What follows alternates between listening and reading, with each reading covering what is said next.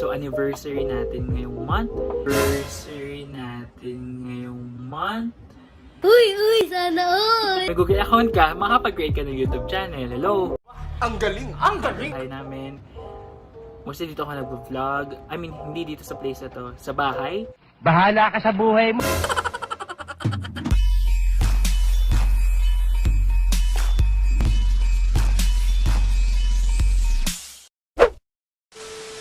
What's up guys? Welcome back to my channel. It's Double G, Double O, GGYENO. And for today's video, kung bago lang kayo sa vlog ko or sa YouTube channel ko, might as well subscribe and ring nyo na din yung notification bell para ma-notify kayo every time na mag-upload ako. Ayan. So, for today's video is yan guys, so anniversary natin ngayong month. Uy, sana all! So, naka 4 years na tayo sa YouTube channel.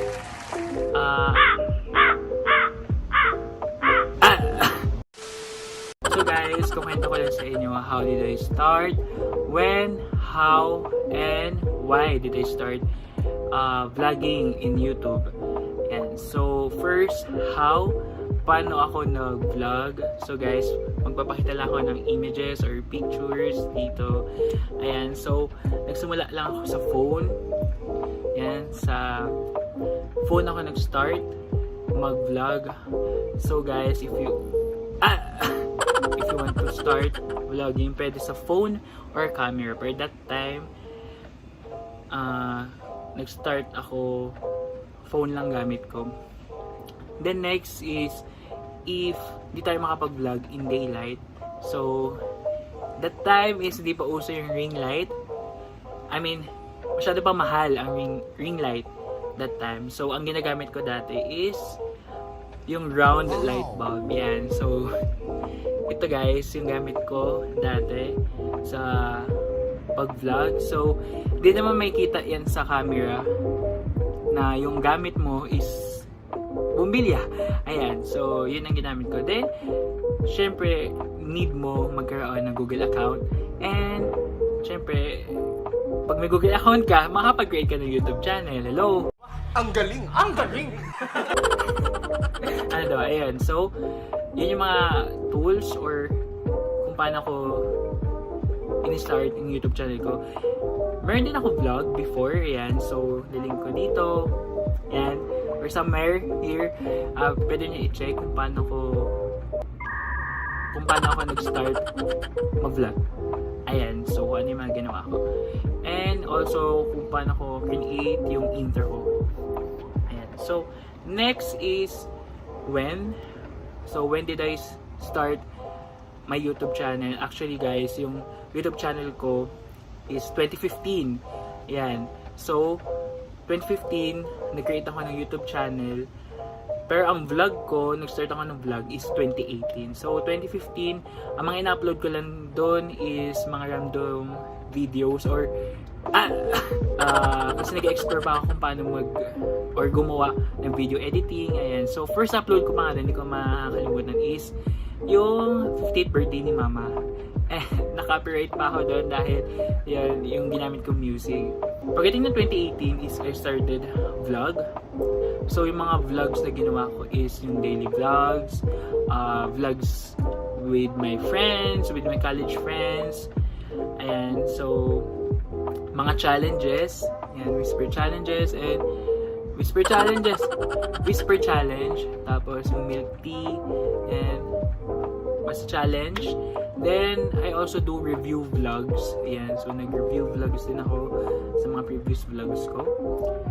And, right now, daily vlogs yung focus natin. And, ganun pa din, so mga nag-review pa din tayo ng mga iba't ibang bagay. Iba't ibang bagay. Ayan, so ganun pa din. Usually, dun umiikot yung content natin sa vlog. So, where ako nagpa-vlog, ayan, so dito ako sa pinaka taas namin, na room, yan, dito sa bahay namin. Mostly dito ako nag-vlog. I mean, hindi dito sa place na to, sa bahay. Bahala ka sa buhay mo. Or sa terrace, kung nakita nyo sa previous vlogs ko. Pero, yun, napansin ko, mataas ang views pag travel vlog. So, ayan guys. Hindi ko lang na-vlog yung pagpunta namin sa Thailand. First, yung sa Baguio. Then, yung pumunta kami Indonesia. And this year is yung nag-travel vlog kami. Ayan, so nag-beach kami. Ayan, so, next is yung requirements natin kay YouTube. May requirements sa atin si YouTube, which is yung 1,000. So, may requirements si YouTube sa atin pag nag-start tayo ng YouTube channel, yung 1,000 subscribers. Then, second is yung 4,000 watch hours. And, I'm so grateful na this year is na-achieve na natin yung requirement ni YT. So, finally, na-accomplish na natin yung watch hours. And, dumaan tayo sa screening. So, ang screening is umabot ng 1 week yata. Actually guys, hindi ko na-expect dahil ang nakita ko is 1 month bago ma-finalize or bago pumasa sa screening. So may mga hindi pala pumapasa or hindi talaga na channel na hindi na hindi na monetize. Ayan, so thank you Lord dahil na-monetize yung YouTube channel natin. Sana makapag-payout na tayo sa YouTube channel.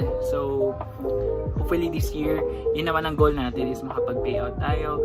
Ma-check natin kung magkano talaga sweldo dito sa YouTube. Then, lastly guys, why I started vlogging or why I started YouTube. First is yung influence ng aking friends. Yan, so kung napanood yung first vlog ko, na-mention ko na din sila. Pero mention ko na lang ulit. So sa first vlog ko si Kish, ayan, and si Jowash. So sila talaga yung nag-push sa akin na mag-vlog. Before, hindi pa ako nag-vlog guys. Nanonood ako ng mga vlog talaga.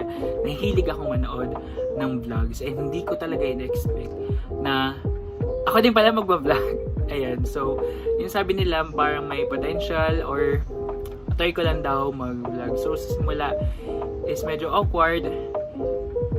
Pero, pag nasanay ka na pala, tuloy-tuloy na. Guys, share ko din ito. Yan.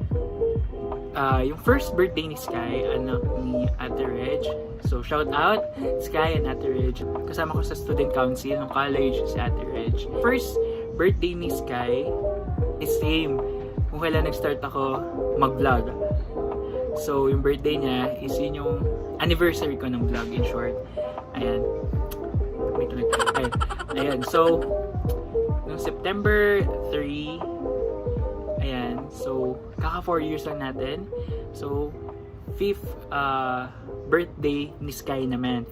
So, ito yung first birthday ni Sky. So, after nung birthday party, pagka-uwi nun, doon ako nag-start mag-vlog at mag-upload. Ayan, so doon nagsimula ang lahat. So, thank you din. Ayan, kay Ate Reg and kay Sky. Dahil, ayun, dun sa party na yun, doon nagsimula talaga yung pag-vlog ko. And ngayon, 4 years na tayo. And, hindi ko talaga ma-imagine na ma-achieve ko siya. I mean, malayo pa yung pwede natin marating sa YouTube. Guys, bukas pa yung cabinet. Hindi ko alam yun. Pero yun, yung requirement kasi medyo stick sa YouTube. And hopefully makapag-payout talaga tayo. Makita natin yung resulta dito sa YouTube channel. Sipagin tayo mag-upload. At manood kayo guys. Mag-subscribe din. Mag-subscribe din kayo guys. Hindi nood-nood lang. I-share nyo na din. Diba? Nandito na din kayo eh. Ayan. Hindi, joke lang. Ayan. So, yun. Kung paano ko na-achieve yung requirement ni YouTube. And paano ko nagsimula sa YouTube. And yes, happy anniversary sa atin. Sa lahat ng mga sumasabaybay. Sa lahat ng mga nanonood. At nag-like ng aking FB page, nanonood ng aking live. Ayan guys, thank you so much sa time nyo lagi ibinibigay. Kahit hindi nyo kahit hindi nyo tinatapos yung vlog ko, alam ko na hindi nyo tinatapos. Ayun, so thank you pa din sa lahat ng nag-subscribe, nag-like, nag-share. Check yung vlog ko. Ayan, so shout out sa mga ka-office mate ko, sa mga mga co-worker ko, supervisors, manager, baka naman mag-subscribe na kayo. Ayun lang guys, so don't forget to like, share, and subscribe to my YouTube channel. So na-miss ko to yung, dahil hindi nyo ako nakikita. I mean, sa previous vlog ko, puro voice over lang. Pero ngayon, ayan. So, na-miss ko din kayo. Na-miss ko din kayo. Ano daw? Ayun lang guys, so see you on my next vlog. Yan, and ingat kayo palagi. And God bless. Bye!